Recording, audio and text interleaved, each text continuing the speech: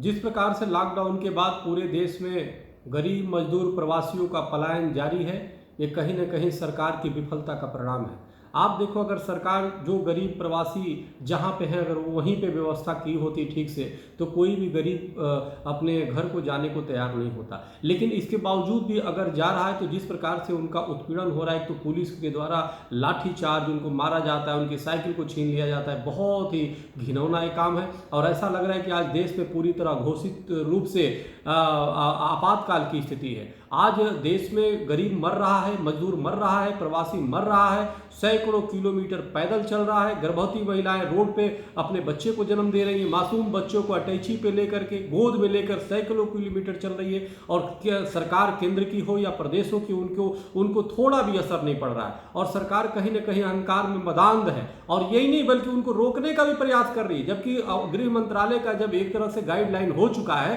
कि कोई भी गरीब मजदूर प्रवासी है, उनको वहीं रोक करके उनकी ट्रेन की, बसों की व्यवस्था करके और उनको भेजा जाए अपने स्थान पे, या उनको अच्छी भोजन की तक व्यवस्था किया जाए। लेकिन उसके बदले क्या हो रहा है? उसके बदले उन पे लाठीचार्ज, जिस प्रकार से झांसी में उत्तर प्रदेश की पुलिस के द्वारा लाठीचार्ज हुआ है, बहुत ही घोर निंदनीय है, अमानवीय है। इसकी जितनी निंदा की जाए कम है। एक तो सैकड़ों किलोमीटर से चल के वो मजदूर आते हैं, ऊपर से आप उनको कहाँ तक भोजन और पानी देते, ऊपर से लाठीचार्ज दे रहे हो। ये कितनी बड़ी दुर्भाग्य की बात है। उनकी साइकिलों को छीन लिया जा रहा है, उनका उत्पीड़न किया जा रहा है, उनको ऐसे बर्ताव किया जा रहा है जैसे अंग्रेजों का शासनकाल चल रहा है। तो ये बिल्कुल दुर्भाग्यपूर्ण है, ये बिल्कुल देश के लिए शुभ नहीं। जहां पे गरीब और गरीबों का मजाक उड़ाया जाता है, जहां गरीबों का उत्पीड़न होता है, तो याद रखना वो निश्चित रूप से उनकी आह लगती है। तो इसलिए हम तो धन्यवाद देना चाहते हैं उन रिपोर्टर को, खासतौर से जिन लोगों ने उनको जाके फिल्मांकन करके और हम जैसे लोगों तक पहुंचाने का काम कर रहे हैं। इस विषम परिस्थिति में भी वो रिपोर्टर भी सेना का काम कर रहा है। हम उनको बधाई देना चाहते हैं, उन मीडिया को भी बधाई देना चाहते हैं जो इस चीज़ को दिखा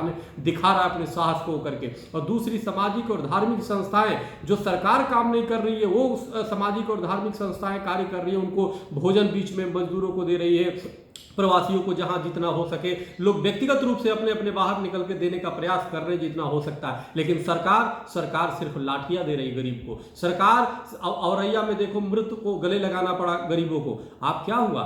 सरकार मृत्यु देने पे तुली हुई है। तो इसलिए सरकार को निश्चित रूप से अपने को ध्यान देना होगा, क्योंकि गरीब और जो मजदूर है वो सैकड़ों किलोमीटर एक तो चल के आता है, उसके पैर में छाले पड़ रहे हैं। आप 20 लाख करोड़ की बात करते हो, 20 रुपए के चप्पल उसके पैर में नसीब नहीं है, आप 20 लाख करोड़ की बात कर रहे हो। 5 दिन से बजट बन रहा है, तेल का निजीकरण, रेल का निजीकरण। निजीकरण तो कर लो, पहले गरीबों को तो बचाओ भाई।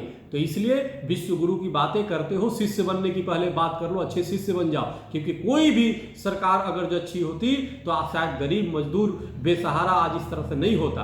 आज इस तरह से लाठियां उस पर नहीं बरती, उस पर उन गरीबों पे फूल बरसाने की आवश्यकता है। जिस गरीबों ने बड़े बड़े इमारतें बनाए, बड़े बड़े शहरों का निर्माण किया, आज उस पर पुलिस लाठी बरसा रही। कितनी दुर्भाग्य की बात है। सरकारों को डूब मरने वाली बात है, शर्म की बात है।